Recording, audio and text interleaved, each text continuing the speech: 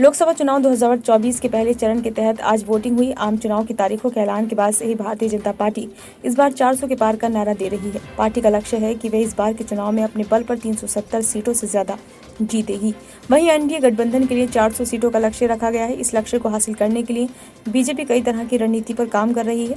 इस आम चुनाव में बीजेपी की सबसे अहम रणनीति है पुराने उम्मीदवारों की जगह पर नए चेहरों को मौका देना। यही वजह है कि पहले चरण के 102 सीटों में से 2019 में जिन 40 सीटों पर पार्टी को जीत हासिल हुई थी, बीजेपी ने इस बार सभी 40 सीटें जीते सांसदों में से कुल 50% सांसदों का टिकट काट दिया है। यानी बीजेपी ने इस बार 20 सीटों पर नए चेहरों को मौका दिया। बीजेपी की इसी रणनीति को इस बार कुछ और पार्टियों ने भी अपनाया है। इस बार के पहले चरण के तहत 102 सीटों में से कांग्रेस को 2019 में से 15 सीटों पर जीत हासिल हुई थी। कांग्रेस ने भी इस बार अपने 15 सांसदों में से 47% का टिकट काट दिया। इसी तरह पहले चरण के तहत जिन 102 सीटों पर आज मतदान हुआ है, उनमें से 24 सीटों पर डीएमके को 2019 में जीत हासिल हुई थी, लेकिन डीएमके ने भी इस बार अपने 24 सांसदों में से 54% का टिकट काट दिया है।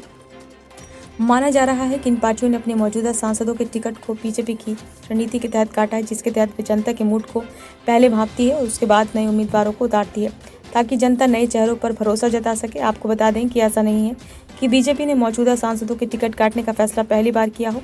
चुनाव से पहले बीजेपी बड़े फैसले लेने के लिए शुरू से ही जानी जाती रही है।